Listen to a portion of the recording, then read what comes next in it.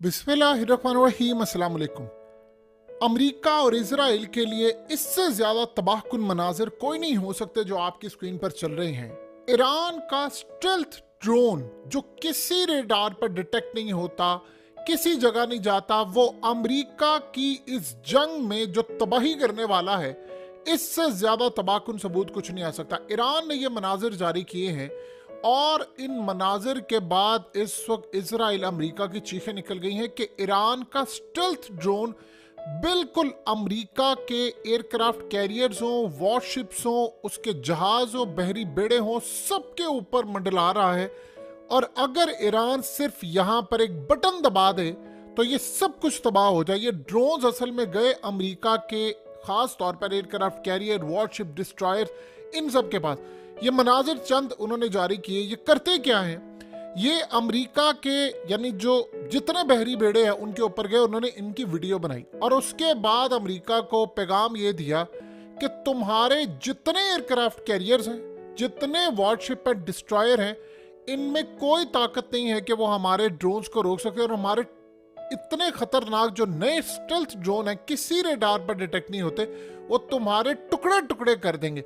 इसके बाद इस जंग का पासा जो है वो पलट गया है। ये असल में ईरान ने हमला करने से चंद घंटे पहले ये लास्ट वार्निंग अमेरिका को जारी करते हुए ये ड्रोन्स उन्होंने रिलीज किए, यानी और उसके बाद उसके मनाजिर जाकर असल में ये जो वीडियो है ये अमेरिका के लिए, और उनको पैगाम ये दिया है कि आपके पास टाइम थोड़ा है, आप इस जंग में कूदने की गलती ना करना। ये जो आप भड़के मार रहे हैं कि जिस पर हमला हुआ तो हम ये कर देंगे, तो हम फलाना कर देंगे, आपको पता नहीं है कि हम आपके साथ करने क्या वाले हैं।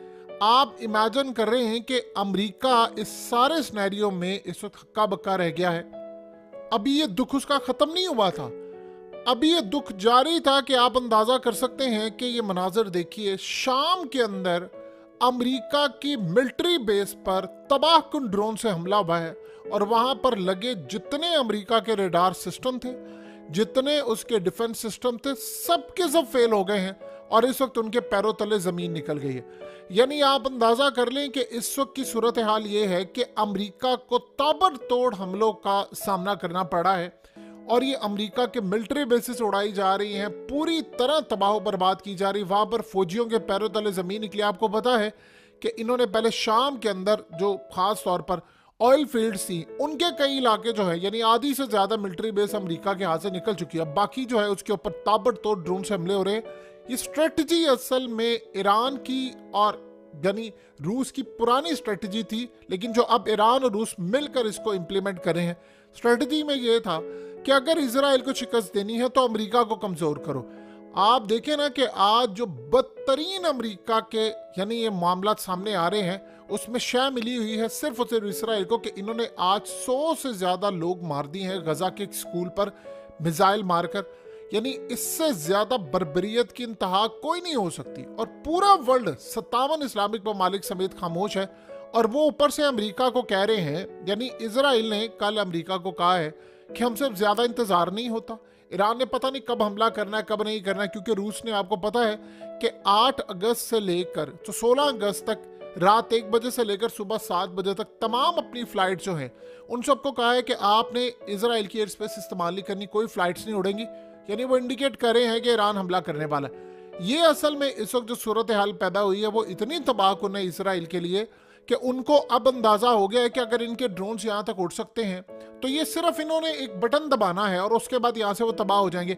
अब सोचें अमेरिका के एयरक्राफ्ट कैरियर जो हैं वो खड़े खड़े यहाँ पर तबाह हो जाते हैं, तो आप बताइए फिर उसके बाद वो कैसे इजराइल की मदद करेंगे। और दूसरा जो उनकी मिलिट्री बेस उड़ाई जा रही है, देखिए 2 सिनेरियोज हैं। एक तो मिलिट्री बेस उनको इस्तेमाल नहीं करने दी जा रही, दूसरा इस सारे सिनेरियो के अंदर हमला जो उन पर हो रहा है वो शाम के अंदर तबाह हो रहा है। यानी उसकी जो मिलिट्री बेसिस रह गई हैं, अब इराक के अंदर भी इराक के प्राइम मिनिस्टर ने कहा भाई निकालें यहाँ से मिलिट्री बेस और निकले यहाँ से। कहते नहीं हमने नहीं जाना, तो जो नहीं जाएगा तो जाहिर सी बात है फिर वो तबाही वहां पर होगी। अब असल प्लान ये है कि शाम ने ग्रीन सिग्नल दिया हुआ है ईरान को कि आप हमला कर ले, हमारी सरजमीन इस्तेमाल कर ले, तैयार है। तो अमेरिका की सरजमीन अगर हो तो समझ आती है, लेकिन अमेरिका ने दूसरों की सरजमीन पर अपने नाजायज अड्डे बनाए हैं तो जाहिर सी बात है फिर उनको तबाह करना वो समझ से दी हमारा हक है। तो अब सिनेरियो यहाँ पर ये बना हुआ है कि इस वक्त सबसे ज्यादा मसला ये है कि एक तरफ तो लिबनान डायरेक्ट हिट कर रहा है इसराइल के ट्रूपर्स पर, इसके अलावा उनके बैरक्स पर, उनके आयरन डोम को तबाह कर रहा है, मुख्तलिफ जगहों पर उन्होंने बमबारी की है। दूसरा, अमेरिका के आज देखिए ये कोई छोटी बात नहीं है, क्योंकि मिलिट्री बेस तो इस्तेमाल नहीं कोई करने दे रहा, सिर्फ 2 ही ममालिक की मिलिट्री बेस है, और गालिबन वो मिलिट्री बेस आपको पता है एक इराक है और एक शाम है, और वहां पर उन्होंने प्लान ये किया है कि हम यहाँ पर इसी तरह ड्रोन्स मारकर इनको तबाह करते रहेंगे। ये तो आसान है। साइप्रस से इन्होंने उड़ना है, वहां पर इन्होंने कह दिया है कि भाई अगर आप ये करेंगे तो हम उड़ा देंगे। जिबूती से अगर उड़ने की कोशिश करेंगे तो यमन ने कहा हमने वहां पर जाकर स्ट्राइक करना है, तो उनके लिए बहुत ज्यादा मुश्किल है। लेकिन स्टेट ऑफ हॉर्मस में अमेरिका के वॉरशिप इस तरह जा रहे हैं और उसके ऊपर आप अंदाजा कर लें इनके ड्रोन्स और कैसी वो तबाही कर रहे हैं, ये तो इनको पैरों तले जमीन निकाल दिया उन्होंने। अब आप इमेजिन करें 1 मिनट के लिए, यही सारे ड्रोन्स, यही तमाम चीजें ये है यमन के पास। यमन तो वेट नहीं करेगा, यमन तो वार्निंग नहीं ना जारी करेगा। देखिए आप अगर देखें पेपर्स के ऊपर तो ईरान की और अमेरिका की इस वक्त जंग तो नहीं ना छिड़ी हुई, हत्ता कि ईरान ने कहा कि इसमें हानिया को मारने में अमेरिका ने मदद की है, लेकिन बज़ाहिर जो जंग छिड़ी है वो तो यमन की छिड़ी हुई है। तो अब इस सारे सिनेरियो में उनके तो पैरों तले जमीन निकल गई है। अब पेंटागन में चीखे हैं कि ये क्या चल रहा है, आपने बताएं हम आप कैसे जंग करेंगे। इसराइल भी ये पूछ रहा है। मसला सारा ये है कि ईरान ने बताया ही नहीं था आज तक। ये आप अगर गौर करेंगे तो ईरान ने 2019 से लेकर 2024 तक एक स्ट्रेटजी अपनाई थी, और चाइना की वजह से, ये शी जिनपिंग की पॉलिसी असल में है। वो पॉलिसी ये है कि आप लोग जो भी चीज बनाते हैं बनाते जाएं, आपने उसकी तशहीर नहीं करनी, आपने बनाकर भी नहीं बताना। अगर कोई जंग का मौका या माहौल बनता है तो अचानक उससे पहले आपने दुनिया को दिखाना। मिसाल के तौर पर अब कल उन्होंने सारी दुनिया के सामने कहा जी ये हमारे नेवी का नया मिसाइल है, ये मिसाइल किसी भी डिफेंस सिस्टम को भी तबाह कर सकता है, समंदरों में जाकर वॉरशिप को तबाह करेगा और आपके पैरों तले जमीन निकाल देंगे, आप इसको डिटेक्ट नहीं कर सकते। अब अमेरिका को और इसराइल के पैरों तले जमीन निकल यार ये क्या हुआ, ये तो आज से पहले हमें पता नहीं था। ये असल में चाइना की स्ट्रेटजी थी जब से उन्होंने 2019 में इन्वेस्टमेंट शुरू की थी कि भाई हम आपके मुल्क में 450 अरब डॉलर से जायद इन्वेस्ट करेंगे तकरीबन 25 सालों में, तो ये हमारी स्ट्रेटजी होगी। उन्होंने कहा कि आपने बताना नहीं। अब अमेरिका को ये बात समझ आ गई है कि ईरान के पास ऐसे मिसाइल हैं, चीजें हैं कि अगर हम इस जंग में कूदे तो वो मारेंगे। देखिए जाहिर सी बात, अब जब लड़ाई होगी तो फिर तो वो मारेंगे। तो अब इस सिनेरियो के अंदर हाइपरसोनिक मिसाइल, आप इमेजिन कर सकते हैं कि यमन ने हाइपरसोनिक मिसाइल मार लिया है और उसके बाद अमेरिका को बताया कि ये हमारा हाइपरसोनिक मिसाइल है, तो वो सारी की सारी टेक्नोलॉजी है ईरान की। ईरान की कमजोरी जहां पर यह है कि वो उसके यानी मुल्क के अंदर गद्दारों की एक बहुत बड़ी लिस्ट है, और उनके अपने लोग जो है फौज में है, एयरफोर्स में है, हुकूमत में है, वो इसराइल और अमेरिका के लिए काम करते हैं। यहाँ उनकी जो इंटेलिजेंस मालूमात है वो बहुत ज़्यादा वीक होती है। यानी ऐसा लगता है कि ईरान के अंदर जो ह्यूमन इंटेलिजेंस है वो काफ़ी वीक है। देखिए यमन ने अपने अंदर से नेटवर्क इसराइल का और अमेरिका का तबाह किया। ईरान अभी इसमें कामयाब नहीं है, टेक्नोलॉजी में वो आगे है लेकिन वो बहुत सारे मामलात में वीक है।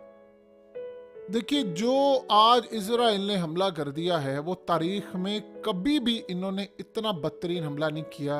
एक स्कूल था गजा के अंदर, अब वहां पर आप अंदाजा करें कि 100 के करीब इन्होंने लोगों को मार दिया। वो सारे के सारे निहत्थे थे, उनका कोई ताल्लुक ही नहीं बनता। यानी इतनी बुरी सूरत हाल है, इतनी बुरी सूरत हाल है कि आप उसका अंदाजा नहीं कर सकते कि इस सारे सिनेरियो में इजराइल के अंदर वो पागल हो गए, उनका दिमाग खराब हो गया। वो कहते हैं कि बस हमने, असल में वो कर क्या रहे हैं, प्रोवोक कर रहे हैं, वो ईरान को कर रहे हैं कि देखो तुम हमला नहीं कर रहे।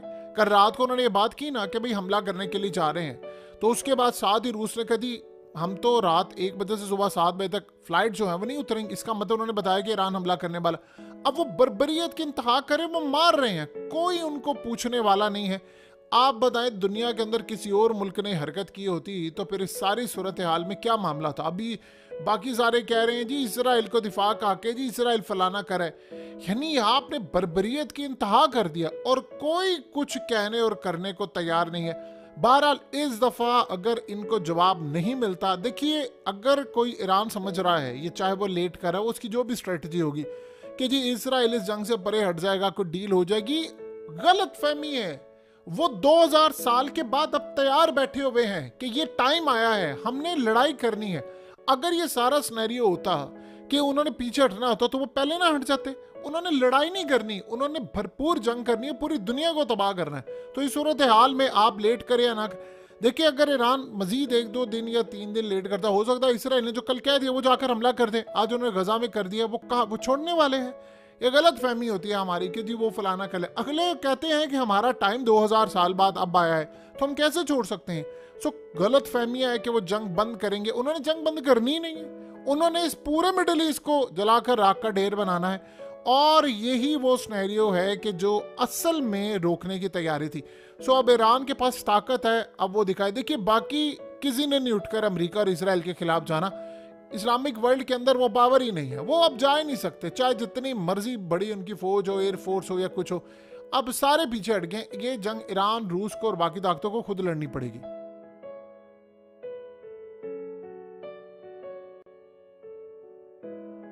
हकीकत टीवी को सब्सक्राइब करना मत भूलें, वीडियो को लाइक करें, शेयर करें और कमेंट सेक्शन में अपनी राय का इजहार जरूर करें।